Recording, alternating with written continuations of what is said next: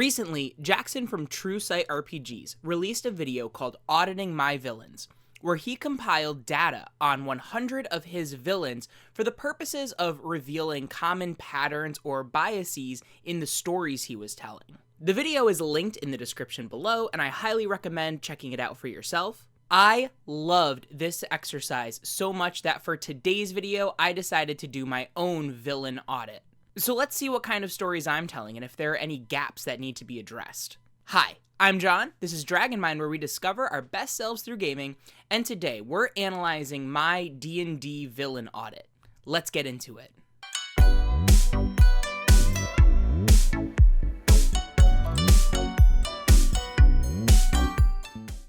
Okay, as a quick setup, my villain audit is going to be a little different from Jackson's in a few ways. First, Jackson's sample size was 100 villains, which were a mix of homebrew creations, established characters from other IPs, and characters that were pre-written inside of published adventures or scenarios. My audit is going to be a little narrower. I'm only going to be looking at villains that I created for my homebrew campaign, Gearus, which is a D&D campaign that I created at the beginning of the COVID-19 pandemic, one which we played online through text rather than voice. Because of this, the whole campaign is thoroughly documented, and you can read the short stories of each session for yourself over on the Dragon Mind Substack. Of course, my main purpose for this audit is the same as Jackson's. I want to see what kind of storytelling biases emerge when I look at the data objectively. However, I feel like the analysis would be a little more fair if I was only looking at villains that I created myself, rather than villains maybe I lifted from a pre-written scenario that I put my own spin on, because after all, that villain would have had to have been created by someone else initially, and I'm just trying to adjust it as best I can. In addition, in Gearus, a lot of villains were actually created by my players as part of their backstories. I'm not really going to include them either, because again, that would mostly be talking about the storytelling instincts of my players rather than myself. Which brings me to how I'm going to define villain. Because of scheduling difficulties with my roster of players in Gearus, every session we play together is a closed episodic one-shot. Meaning every session begins with some kind of quest giver, the party going on the quest, maybe having a skirmish or two with minions, and culminating usually in some kind of set piece encounter. The main villain or obstacle to the party's goals in that set piece encounter is what I'm considering the villain, although I have included some notable lieutenants if they had a defined personality or sub-goal that added to the plot. All in all, I don't have 100 villains like Jackson, but I did end up with 40, which, given how narrow my focus is, I think is a decent enough size. Which leads me to talk about the data. Each villain is assigned a number of different tags, ranging from gender to storytelling function to motivation. So, without further ado, diving in, the first tag that I paid attention to was gender. Of my 40 villains, 21 were male and 10 were female. I wouldn't say I had any non-binary villains. The remaining 9 were just kind of genderless, like oozes or elementals or constructs that didn't have a specific gender expression. However, if a villain still fell under one of those creature types, but presented themselves in a specific way, like for example, one of the villains of a session was a crystal maiden who was just an ice elemental that looked like a woman, I tagged them female. Now, interestingly, diving a little deeper into the data, of my 21 male villains, 5 of them were lieutenants, while only 1 of my 10 females was a lieutenant. Now, if you take away the lieutenants, the distribution is a little more even, but then again, I thought it was interesting how often I had certain villains of a certain gender act as a lieutenant. Maybe it'll be interesting in the future to try to pay attention to that a little more, and have more female underlings trying to climb the power ladder. Now, interestingly, looking at the villains after I removed those lieutenants, viewing them side by side now, of the major threats, 10 of the males remaining were actually kind of just shallowly developed villain of the week characters that were just kind of generally evil. whereas the 9 female villainesses I had all were more carefully constructed in their motivation and plot. So yeah, apparently if I needed to come up with a villain real quick just to get obliterated, I'd make it a dude. I guess take with that what you will.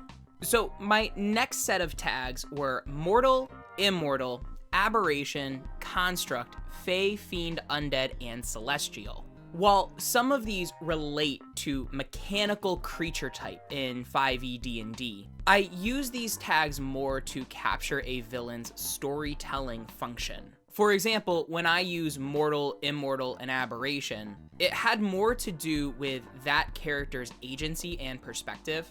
So, for example, in the first session of Geras, my players fought a villain named Zishia, who was a former human kind of warped and mutated into a snake person similar to a D&D Yanti. Because his transformation is what affected his behavior, I tagged him as an aberration, even though when I prepped his stat block, that wasn't the creature type I used. Basically, I used aberration anytime a character's transformation or corruption could be attributed to their behavior rather than their normal nature. As a counterexample, I had a different villain named Elena, who was a former mortal turned into a devil after making a deal with the archdevil Mephistopheles. Her story was about how she wanted revenge on a community that betrayed her as a mortal, and her transformation really just empowered her to enact her desire. Because of this, she's tagged as both a mortal and a fiend, in the sense that her storytelling function was examining a very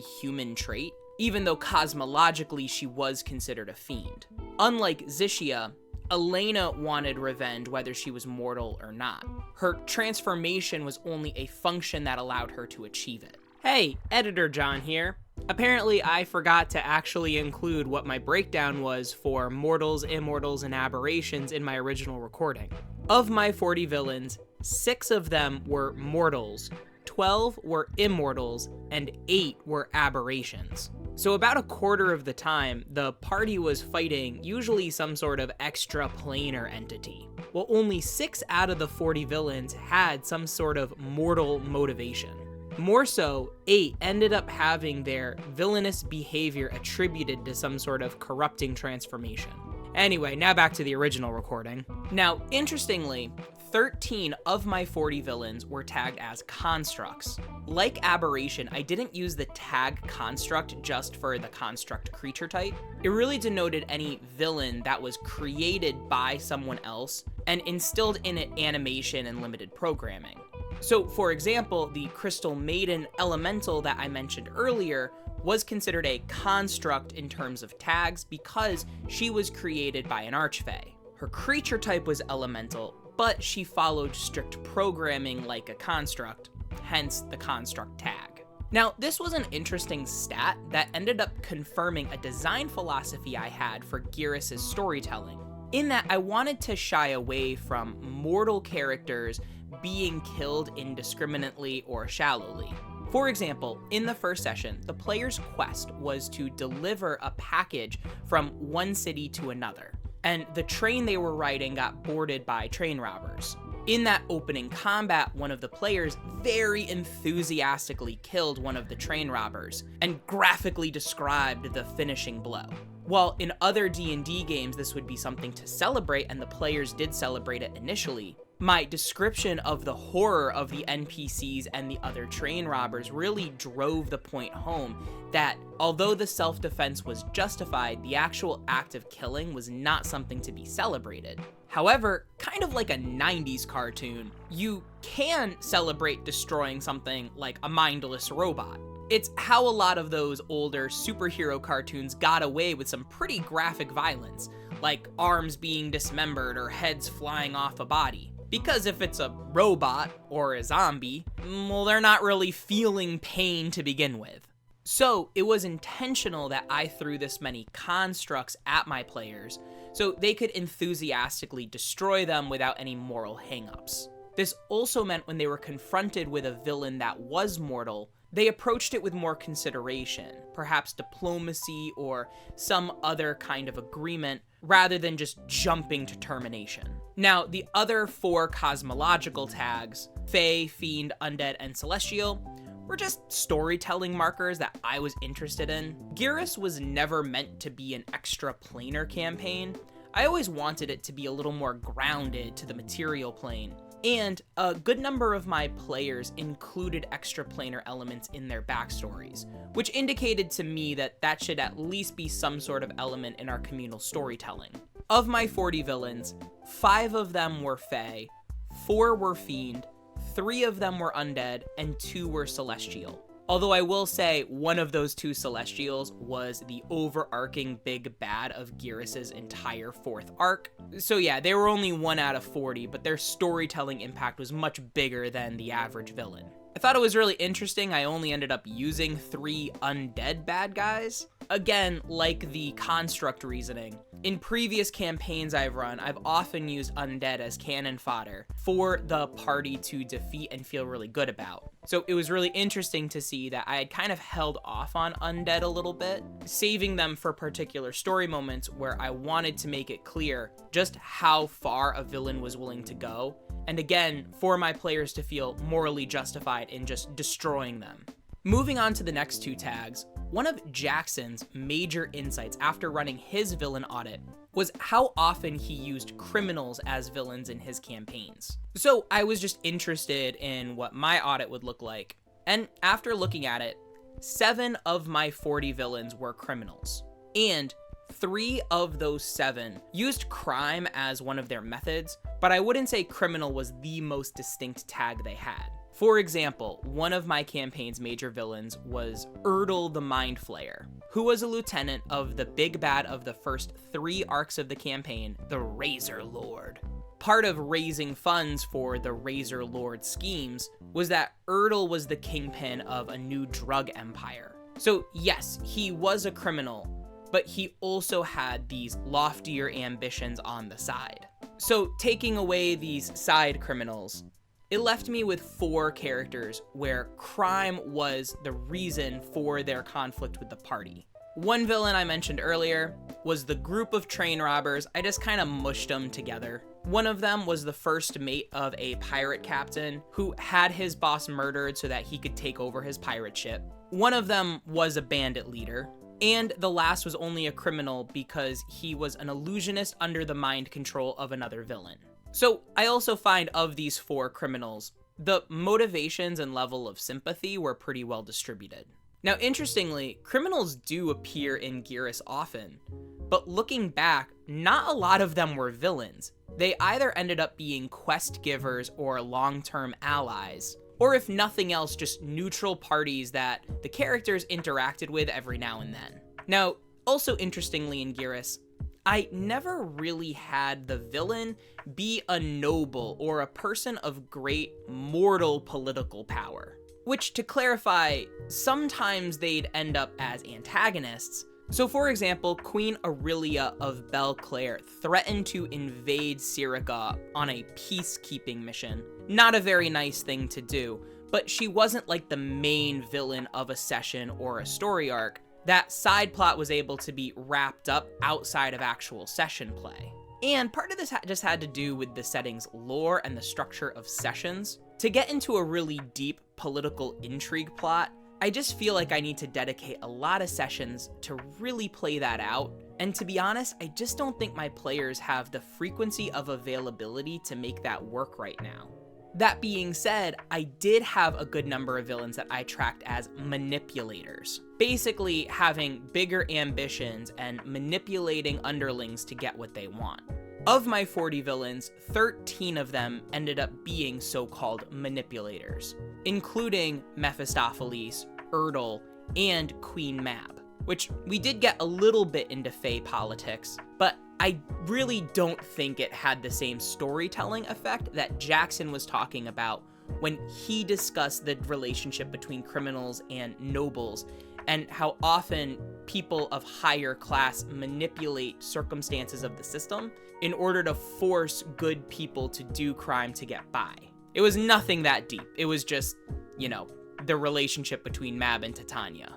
Now again, looking at who these manipulators were, I will say 9 of them were male, 4 of them were female.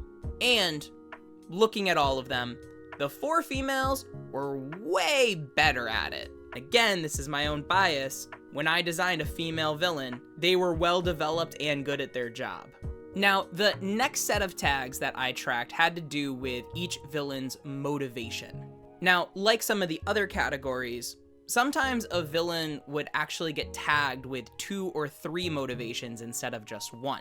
But I still find that looking at each one by itself can be illuminating. The first motivation I tagged was just personal gain. Villainous acts motivated by ego, attempting a greater position of power, or just wealth. 10 of my 40 villains were tagged this way.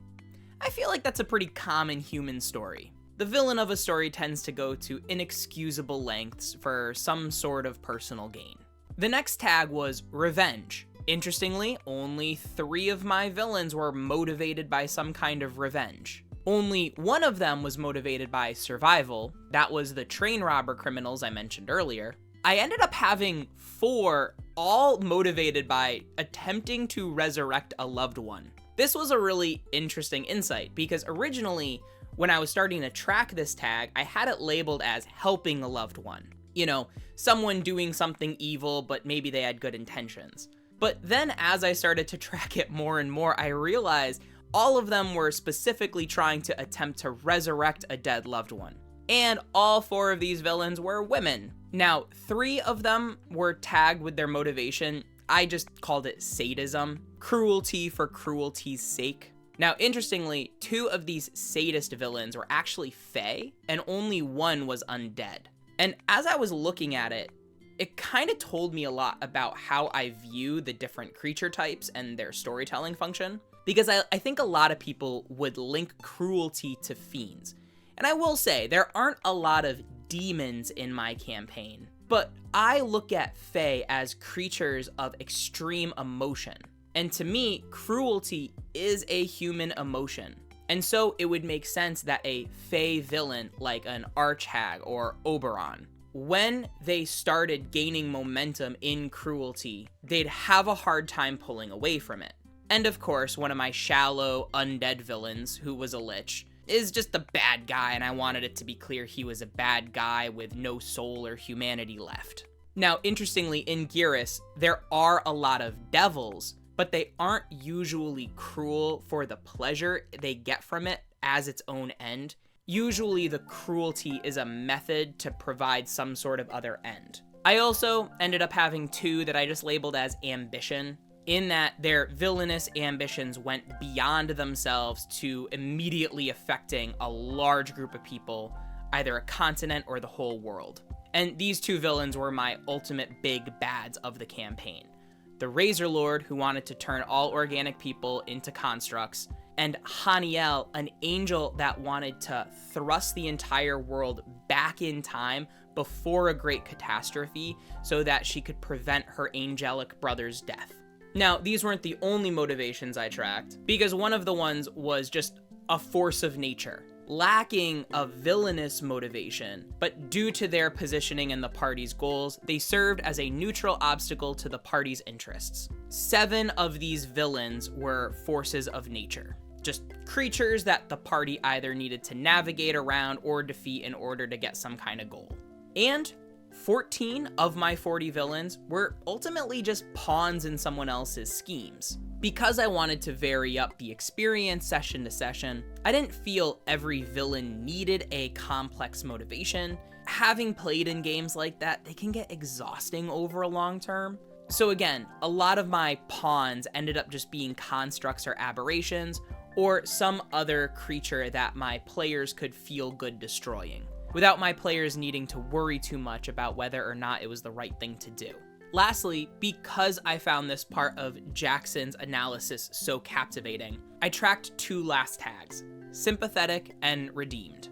Now, I used the sympathetic tag not when a player necessarily agreed with what the villain was doing, but at least took interest in understanding their motivations, which more often than not led to them being active participants in helping a villain find redemption. For example, my mom's character, Shadow. instantly identified the archdevil Mephistopheles, who transformed a mortal into a devil so she could take revenge, identified Mephistopheles as a businessman who was just moving chess pieces around, and wasn't really interested in individual cruelty. That character also empathized with Queen Mab and her tragic backstory. And it was really interesting because my mom then went out of her way to have Shadow introduce these two classically evil entities to each other, which ended up kind of chilling both of them out and made Mab seem just a little more human and ultimately become a redeemed villain that became one of the party's strongest long-term allies.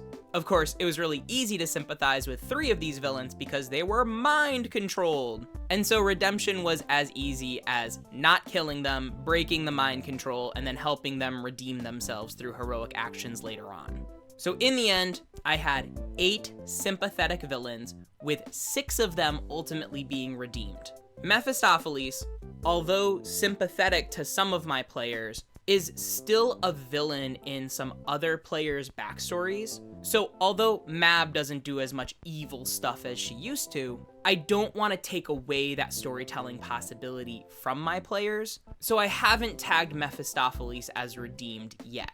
The only other character that wasn't really redeemed was a character named Anna, who, like Elena, was transformed into a monster. Anna's more of an aberration, though. She was grieving her husband's premature death, and went to the Fae to make a pact to somehow resurrect him. A lot of things went wrong. She ended up becoming a hag, who the players ended up defeating. She didn't really find redemption, but she was able to pass on peacefully. So overall, looking at the data, there are some blind spots, some areas I think I could improve, and overall, I'm pretty happy with my villain design. A lot of it was directly informed by the structure of sessions that I set up, and also some very intentional design decisions to either allow my players to defeat villains without moral hangups, or to directly ask them to consider multiple solutions to solving a problem of a given session. So now I want to hear what you have to say. What comes to mind, or what questions do you have for me after listening to my villain audit? What patterns do you notice in the stories you tell when you look back at your own villains? And what's a villain that you're really excited to run in a future session? Let me know in the comments down below. Have an awesome day, and remember, your story matters. Bye-bye now.